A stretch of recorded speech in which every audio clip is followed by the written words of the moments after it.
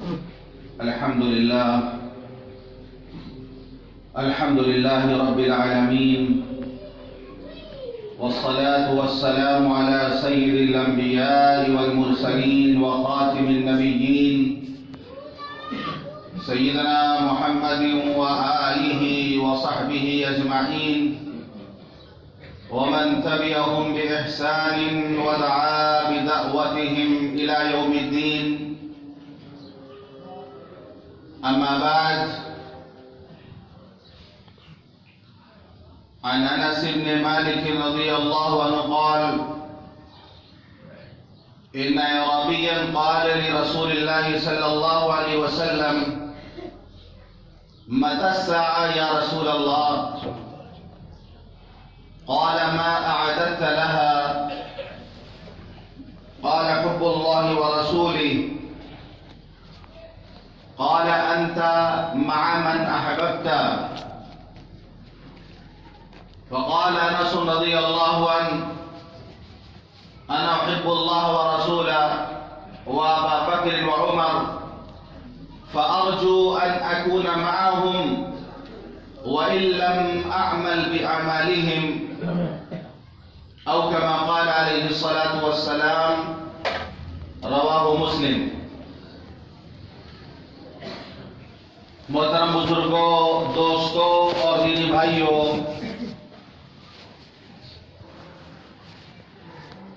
ایک مرتبہ ایک بدو، ایک دیہاتی جو غالباً یمن کے رہنے والے تھے، وہ حضور پاک صلی اللہ علیہ وسلم کی خدمت میں حاضر ہوئے اور انہوں نے دعا کی کہ اللہ ہم پر رحم فرما اور حضرت محمد صلی اللہ علیہ وسلم پر رحم فرما، اور ہم دونوں کے علاوہ کسی پر رحمت فرما. تو آپ نے فرمایا: رے تم نے اللہ کی وسیع رحمت کو محدود کر دیا. اللہ کی رحمت وسیع ہے اور تم نے اللہ کی وسیع رحمت کو محدود کر دیا. پھر وہ دیہاتی بیٹھ کر مسجد میں پیشاب کرنے لگے.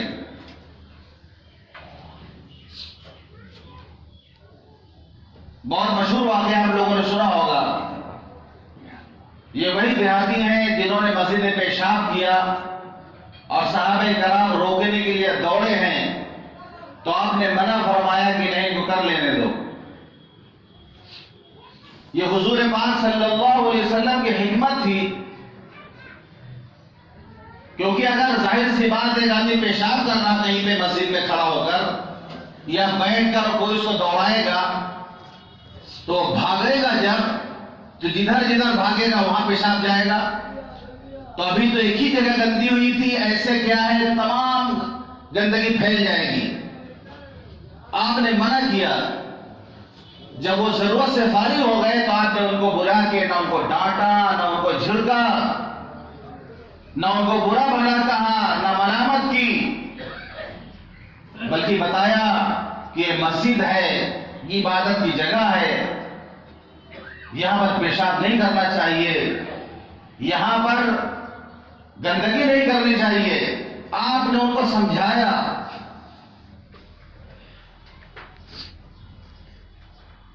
ابھی بھی ہم دیکھتے ہیں صورتحال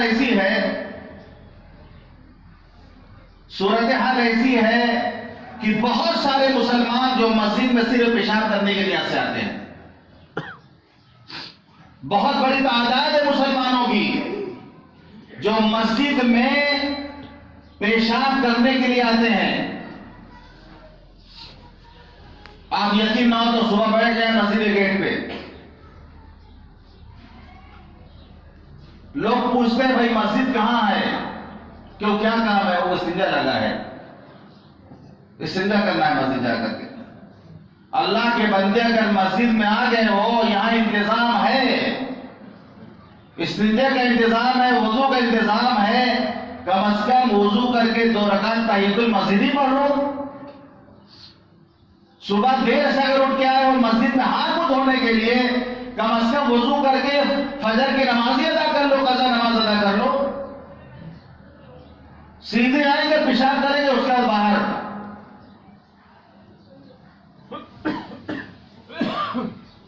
تو دیہاتی تھے، ان کو نہیں پتا تھا مسجد کے آداب، وہ نہیں جانتے تھے. ہم لوگ تو ماشاءاللہ پڑھے لکھے لوگ ہیں، ہمیں تو سب پتا ہے، پھر بھی ناک صاف کر کے مسجد کے قالین پہ گراتے ہیں. ہر ایسا کام کسی کے سامنے نہیں کرنا چاہیے جس سے سامنے والے کو کراہت ہو. بہت سے لوگوں کی عادت ہوگی نیت باندھ کے بس ناک کے اندر انگلی ڈال کے چلانے لگیں گے نیت باندھنے کے بعد. اب دائیں بائیں جو لوگ کھڑے ہیں ان کو کراہیت ہوتی ہے. ناک میں انگلی ڈالنا، ناک صاف کرنا، یہ سب آدمی اکیلے میں جا کے کرے، مجلس میں نہ کرے یہ کام. تو ہم بھی تو اگر مسجد میں گرا رہے گندگی تو جہالت والا کام کر رہے ہیں. ہم بار بار کہا جاتا ہے مسجد میں خوشبو کا استعمال کریں.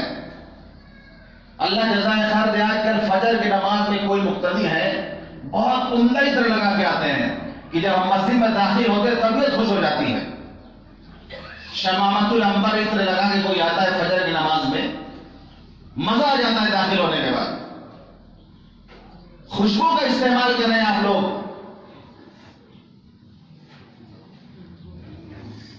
خوشبو کا استعمال کریں. یہ ادب ہے مسجد کا.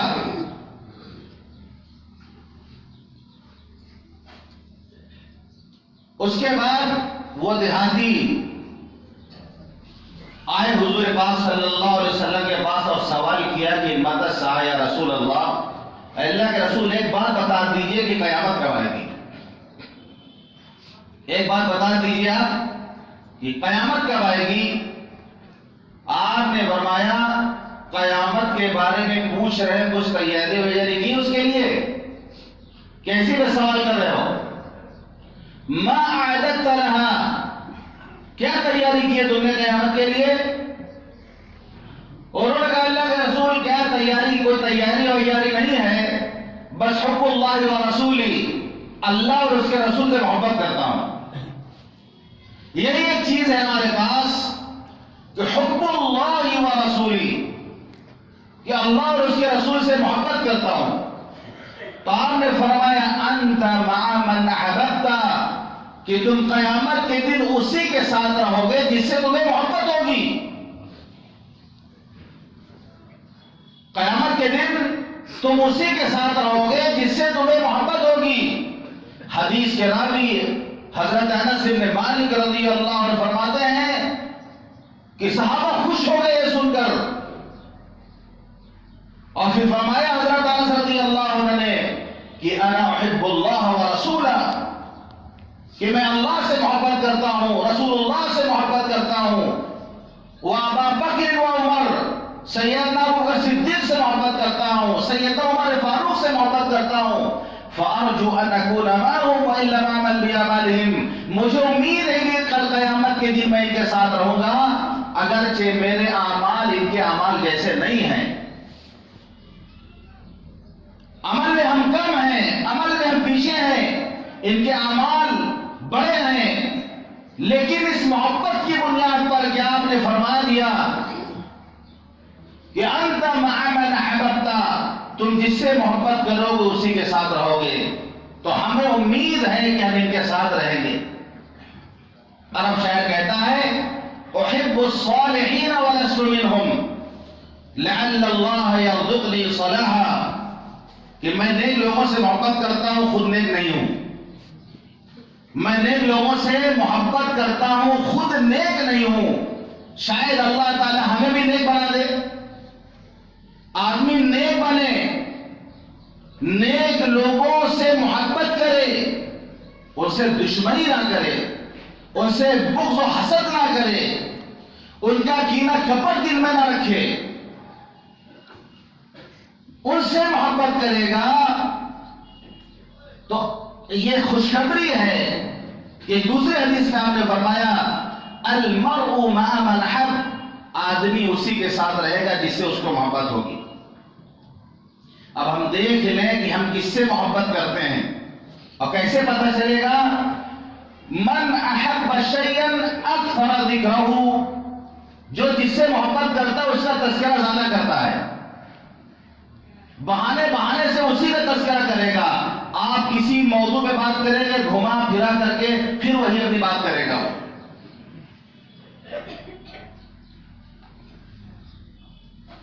تو جو آدمی کسی سے محبت کرتا ہے، جس چیز سے محبت کرتا ہے، اس کا تذکرہ کثرت سے کرتا ہے۔ اب ہم دیکھ لیں اپنی گفتگو کو، اپنی مجلسوں میں، اپنے گھر والوں میں، اپنے دوستوں میں، اپنے اٹھنے بیٹھنے والوں میں ہم کس چیز کی بات زیادہ کرتے ہیں؟ اگر فلمی ستاروں کی ہم بات کرتے ہیں،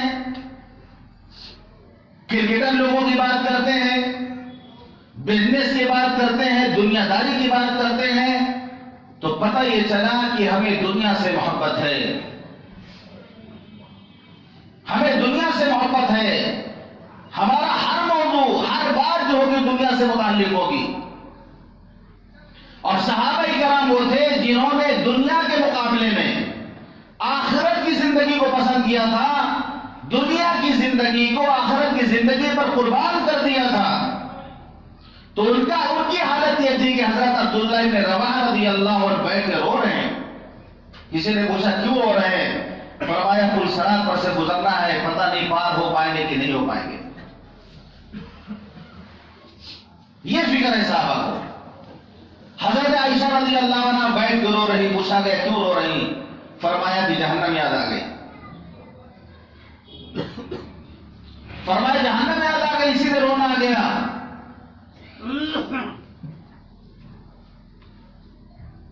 تو آپ نے فرمایا المرء مع من حب، آدمی جس سے محبت کرے گا اسی کے ساتھ رہے گا۔ محبت چار چیزوں کی وجہ سے ہوتی ہے، یعنی محبت ہونے کے چار اسباب ہیں، چار سبب ہیں جن کی وجہ سے محبت ہوتی ہے۔ نمبر 1 قرابت یعنی رشتہ داری، نمبر 2 جمال، نمبر 3 کمال، نمبر 4 احسان۔ بعض لوگوں نے نمبر 5 بھی شمار کیا مال کو، لیکن میں سمجھتا ہوں کہ مال کی وجہ سے محبت نہیں ہوتی، بلکہ جو ہے خوشامد اور چاپلوسی ہوتی ہے۔ جب تک جیب میں مال ہے، دوست یار خوب ساتھ میں رہتے ہیں، خوب چائے ناشتہ کرائیے، آپ کی خوب تعریف کریں گے، آپ کے ساتھ لگے رہیں گے۔ جس دن یہ ٹھنڈا گوپال ختم ہوا آپ کے جیب سے، اس دن جو ہے سارے دوست آپ کو چھوڑ دیں گے۔ یہ مطلب کی یعنی ہوتی ہے، چاپلوسی ہوتی ہے، خوب منہ پہ تعریف کریں گے، خوب جو ہے چڑھائیں گے، خوب تعریف کریں گے۔ جب تک مال پاس میں ہوتا ہے تو محبت نہیں کرتے، لوگ چاپلوسی کرتے ہیں۔ تو اس لیے چار چیزوں کو آپ سمجھیں، پانچویں چیز کو الگ کر دیتے ہیں۔ چار چیزوں کی وجہ سے محبت ہوتی ہے، کہ قرابت کی وجہ سے، رشتہ داری کی وجہ سے، والدین کو اولاد سے، اولاد کو ماں باپ سے، بیوی کو شوہر سے، شوہر کو بیوی سے، بھائی کو بھائی سے۔ جو محبت ہوتی ہے رشتہ داری کی بنیاد پر ہوتی ہے۔ اور ابھی تو حال ہی ہو گیا کہ اس محبت میں بھی اب کمی آ گئی۔ پہلے جو محبت ہوتی تھی، ابھی اس محبت میں بھی کمی آ گئی ہے۔ ہم رشتوں کو جوڑنے کے بجائے اس کو بہت جلدی توڑ دیتے ہیں، جبکہ کوشش کرنی چاہیے کہ رشتہ جب تک بن سکتا ہے ہم اس کو بناتے رہیں، ہم توڑنے کی پہل نہ کریں۔ آپ نے فرمایا لیس الواصل بالمکافی، لیس الواصل بالمکافی، برابر سرابر کرنے والا یہ رشتہ داری کرنے والا نہیں ہے کہ وہ اچھا سلوک کرے گا تو ہم کریں گے، وہ بہتر رویہ اختیار کرے گا تو ہم کریں گے. رشتہ داری نبھانے والا وہ ہے اس کے ساتھ برا سلوک کیا جائے وہ بدلے میں اچھا سلوک کرے. اس کے ساتھ رشتہ توڑا جائے وہ رشتے کو جوڑنے کی کوشش کرے. یہ ہے صلہ رحمی کرنے والا. یہ صلہ رحمی رشتہ داری کوئی معمولی چیز نہیں ہے، بہت اہم چیز ہے. یہاں تک کہ حدیث پاک میں آتا ہے کہ رشتہ داری، رشتہ، قرابت یہ عرش الہی سے لٹکا ہوا ہے. عرش الہی سے متعلق ہے، عرش سے لٹکا ہوا ہے. اور رشتہ کہتا ہے کہ اللہ جو مجھے جوڑے تو اسے جوڑ اور جو مجھے توڑے تو اسے توڑ. اللہ نے وعدہ کیا ہے رشتہ داری سے، اللہ نے وعدہ کیا ہے صلہ رحمی سے کہ جو تمہیں جوڑے گا ہم اسے جوڑیں گے، جو تمہیں توڑے گا ہم اسے توڑیں گے. رشتہ داری توڑ کر کوئی کامیاب نہیں ہوا کیونکہ اللہ اسے توڑتا ہے. پھر تو رشتہ داری نہیں توڑنی چاہیے. بات جب تک بنے بنانا چاہیے کہ بات بگڑی تو بگڑتی ہی چلی جائے گی، بات بگڑی تو بگڑتی ہی چلی جائے گی. آخری سانس تلک بات بنائے رکھیے. ابھی تو 1 منٹ میں رشتہ داری توڑ دی جاتی ہے. انہیں اتر لیا اس کے یہاں سے، ٹھیک ہے ہم تو دیے تھے شادی میں کارڈ بھجوائے تھے، انہیں اتر جو ہے نہیں بھیجا ہمارے یہاں. آج سے جانا بند ان کے یہاں، کوئی نہیں جائے گا اس کے گھر ملنے کے لیے. رشتہ داری ختم. کیونکہ ہمارے یہاں نیوتا جو ہوتا ہے وہ ادلے بدلے کے چلتا ہے. نہایت غلط طریقہ ہے یہ. شادیوں میں جو نیوتا چلتا ہے یہ ادلے بدلے کا چلتا ہے. ہم میں سے ہر ایک کے گھر میں کاپی رکھی ہوتی ہے، اس میں پوری لسٹ تیار ہوتی ہے کہ کس نے کتنا مال دیا، کیا سامان دیا، کس کو نیوتا دینا ہے، اس شادی میں کس کو کاٹنا ہے. پوری لسٹ بنی ہوئی ہوتی ہے، پوری لسٹ بنی ہوئی ہمارے پاس ہوتی ہے. بہت غلط طریقہ ہے یہ. بدلے کا نیوتا کیا ہے؟ ایک آدمی غریب ہے نہیں پوچھ سکا آپ کو اللہ نے حیثیت والا بنایا ہے، آپ اس کو پوچھ لیجیے. بہت سے ہمارے رشتے دار ایسے ہوتے ہیں جو سادے انداز میں شادی کرتے ہیں. وہ تو بیچارے شریعت پر عمل کر کے سادے انداز میں کر لیتے ہیں. آپ نے خوب دھوم دھام سے کیا، سارے رشتے داروں کو پوچھا، اس کو نہیں پوچھا. آپ نے کیوں نہیں پوچھا؟ کیونکہ اس نے آپ کو نہیں پوچھا تھا. یہ بدلے بدلے والا معاملہ بہت غلط ہے. تو ہم لوگ بہت جلدی رشتہ توڑتے ہیں، بہت جلدی بگاڑ پیدا کر لیتے ہیں. بات بگڑی تو بگڑتی ہی چلی جائے گی. آخری سانس تلک بات بنائے رکھیے. ایک صحابی ہے، اللہ کے رسول مجھے ایسا عمل بتا دیجئے کہ جو مجھے جنت میں داخل کر دے، مجھے جہنم سے دور کر دے. آپ نے فرمایا تم اللہ کی عبادت کرو، اس کے ساتھ کسی کو شریک نہ کرو، نماز ادا کرو، زکات دو اور رشتہ داری کو نبھاؤ. رشتہ داری کو نبھاؤ. آپ نے یہاں تک فرما دیا جو یہ چاہتا ہو کہ اس کے رزق میں برکت ہو، جو یہ چاہتا ہو کہ اس کے عمر میں برکت ہو، اس کو چاہیے کہ وہ رشتہ داری کو نبھائے. رشتہ داری نبھائے گا، رشتہ داری نبھائے گا تو رزق میں برکت ہوگی، رزق میں کشادگی ہوگی، عمر میں اس کی برکت ہوگی. آپ نے فرمایا مسکین پر اگر صدقہ کیا جائے تو صدقے کا ثواب ملتا ہے، لیکن رشتہ دار پہ صدقہ کیا جائے تو صدقے کا بھی ثواب ملتا ہے اور رشتہ نبھانے کا بھی ثواب ملتا ہے، دوگنا اجر ملتا ہے. لیکن ہمارا حال یہ ہے کہ رشتہ داروں کو ہم نہیں پوچھتے ہیں. بھائی پریشان ہے، بہن پریشان ہے، رشتہ دار پریشان ہے، ان کی مدد ہم نہیں کرتے ہیں. واہوائی کے لیے، دکھاوے کے لیے دوسری جگہ پیسہ خرچ کر دیں گے، لیکن ان کو پھوٹی گوڑی بھی نہیں دیتے ہیں. جبکہ اس میں دوہرا اجر ہے، ایک تو صدقہ کرنے کا اور رشتہ داری نبھانے کا، صلہ رحمی کرنے کا دوہرا اجر ملتا ہے. تو محبت ہوتی ہے، سبب یہ ہے رشتہ داری. تو رشتہ داری میں بھی، قرابت داری میں بھی جناب رسول اللہ صلی اللہ علیہ وسلم سے بڑھ کر ہر مومن سے قریب کوئی نہیں ہے. رشتہ داری میں جیسا کہ میں نے پچھلے جمعے کو عرض کیا تھا، اس پر ایک لمبی بات میں نے کی تھی کہ اللہ فرماتا ہے النبی اولی بالمؤمنین من انفسہم وازواجہ امہاتہم، کہ نبی کا تعلق، نبی کا لگاؤ، نبی کا رشتہ ایمان والوں کے ساتھ ان کی جان سے بھی زیادہ ہے. یعنی ایمان والے کا اپنی جان پر اتنا حق نہیں جتنا نبی کا اس کی جان پر حق ہے. وَأَزْوَاجُهُ أُمَّهَاتُهُمْ، اور آپ کی بیویاں ان کی مائیں ہیں، مومنین کی مائیں ہیں. اس لیے حضور پاک صلی اللہ علیہ وسلم کی امہات المومنین جو تھی، آپ کی بیویاں تھیں، قیامت تک کے لیے تمام مومنین پر حرام کر دی گئی ہو کہ ان سے کوئی شادی نہیں کر سکتا تھا، کیونکہ مائیں تھی وہ. تو ہمارے ماں باپ قربان حضور پاک صلی اللہ علیہ وسلم کی ذات پر. تو اگر رشتہ داری کی بنیاد پہ محبت ہو تو سب سے زیادہ محبت جناب محمد رسول اللہ صلی اللہ علیہ وسلم سے ہو کہ ہر مومن سے اس کی جان سے بھی زیادہ قریب ہے.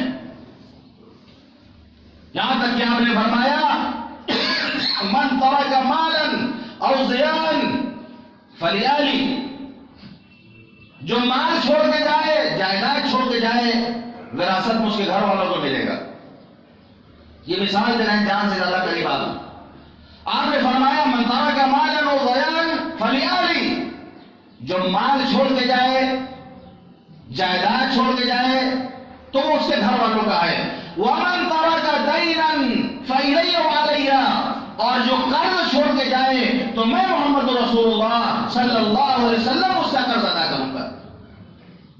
آپ جنازہ پڑھانے کے تشریف لے جاتے تو پوچھتے کہ اس پر کوئی قرض تو نہیں ہے. جب کوئی قرض ادا کرنے والا نہیں ہوتا تو حضور پاک صلی اللہ علیہ وسلم اپنی طرف سے قرض ادا کرتے، اس کے بعد نماز جنازہ پڑھا دیتے.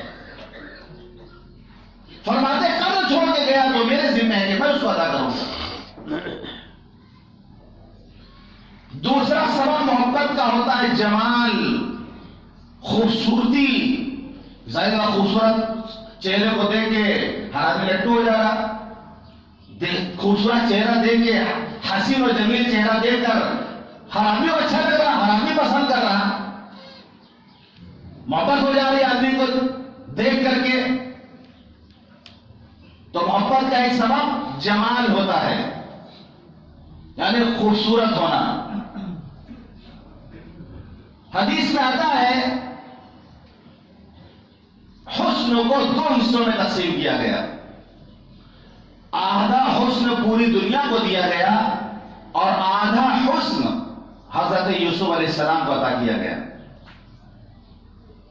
ایک سے جو چہرے آپ کو نظر آ رہے ہیں یہ سب آدھے میں سے ملا ہے سب کو، جس پر آدمی فدا ہے، پریشان ہے آج. اور آدھا حسن حضرت یوسف علیہ السلام کو ملا. اندازہ لگائی حضرت یوسف علیہ السلام کا حسن کیسا رہا ہوگا. تو عزیز مصر کی بیوی، مصر کی عورتیں سب ایسے ہی پریشان تھی، مجبور تھی دل کے ہاتھوں وہ لوگ. اتنے خوبصورت حضرت یوسف علیہ السلام کہ حدیث میں آتا ہے آدھا حسن، شطر الحسن، آدھا حسن حضرت یوسف علیہ السلام کو دیا گیا. ایک لفظ ہوتا ہے حسن، ایک لفظ ہوتا ہے جمال. حسین جمیل دونوں میں فرق ہے. حسین کہتے ہیں، حسن کہتے ہیں ظاہر میں رنگ ہو رہا ہو، دیکھنے میں اچھا لگ رہا ہو، اس کو بولتے ہیں حسن. حسین بولیں گے. جمال اور جمیل بولیں گے کہ ہر چیز اپنی جگہ پر بہت ہی خوبصورت ہو، کہ آنکھ دیکھے تو اس سے خوبصورت آنکھ ہو ہی نہیں سکتی، ناک دیکھے تو اس سے خوبصورت ناک ہو ہی نہیں سکتی، ہونٹ دیکھے تو اس سے خوبصورت ہونٹ ہو ہی نہیں سکتے، رخسار دیکھے اس سے خوبصورت رخسار ہو ہی نہیں سکتے، زلفیں دیکھے اس سے خوبصورت زلف ہو ہی نہیں سکتی، انگلیاں دیکھے اس سے خوبصورت انگلی ہو ہی نہیں سکتی. ہر عضو توازن کے ساتھ ہو، اس کو جمال بولتے ہیں، جمیل بولتے ہیں. اسی لیے اللہ کے لیے جو لفظ آیا ہے وہ جمال کا لفظ آیا ہے کہ ان اللہ جمیل یحب الجمال. اللہ خوبصورت ہے، خوبصورتی کو پسند کرتا ہے. یہ نہیں کہ ان اللہ حسین یحب الحسن. اب یہاں مجھے یہ بتانا ہے کہ حضرت یوسف علیہ السلام استعمال ہوا ہے، اور ہمارے نبی جناب محمد رسول اللہ صلی اللہ علیہ وسلم کے لیے جمال کے لفظ استعمال ہوا ہے۔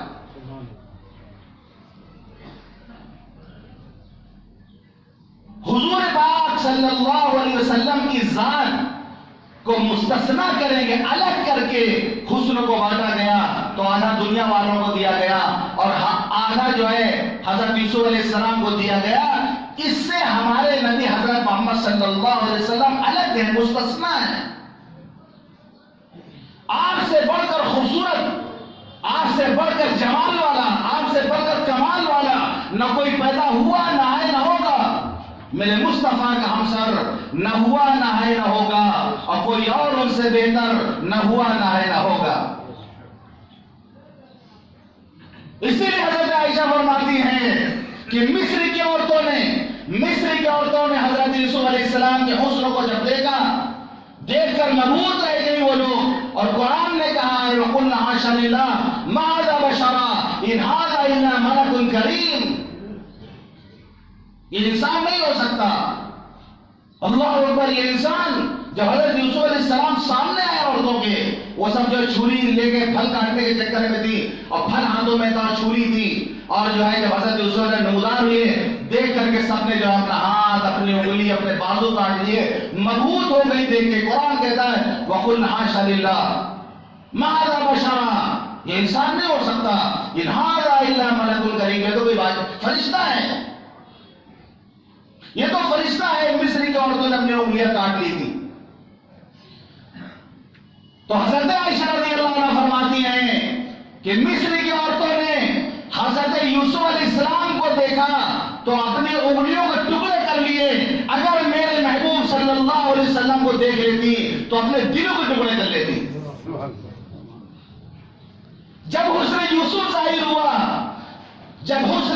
ظاہر ہوا تو انگلیاں کٹ گئیں، لیکن جب حسن مصطفیٰ ظاہر ہوا تو صحابہ نے اپنی گردنیں کٹوا دی ہیں۔ پھر ادھر حسن یوسف کو دیکھ کے انگلیوں کے ٹکڑے ہوئے ہیں، اور ادھر حضور پاک صلی اللہ علیہ وسلم کی انگلی سے چاند کے ٹکڑے ہوئے ہیں۔ تو حضور پاک صلی اللہ علیہ وسلم سے زیادہ حسین و جمیل، بلکہ اگر میں یہ کہوں کہ حسن کا لفظ آپ کے جو ہے رخ انور سے چرا کے لفظ ہی بنایا گیا، یعنی لفظ حسن، لفظ جمال، یہ حضور پاک صلی اللہ علیہ وسلم کے چہرے انور کے حسن سے چرا کے لفظ بنا ہے۔ کہ صحابی فرماتے ہیں، حضرت علی رضی اللہ عنہ فرماتے ہیں کہ میں نے آپ سے پہلے، آپ کے بعد اتنا خوبصورت کسی کو نہیں دیکھا۔ کہ حضرت جابر سمرہ رضی اللہ عنہ فرماتے ہیں 14ویں کی رات تھی، حضور پاک صلی اللہ علیہ وسلم سرخ رنگ کا لباس پہنے ہوئے تھے۔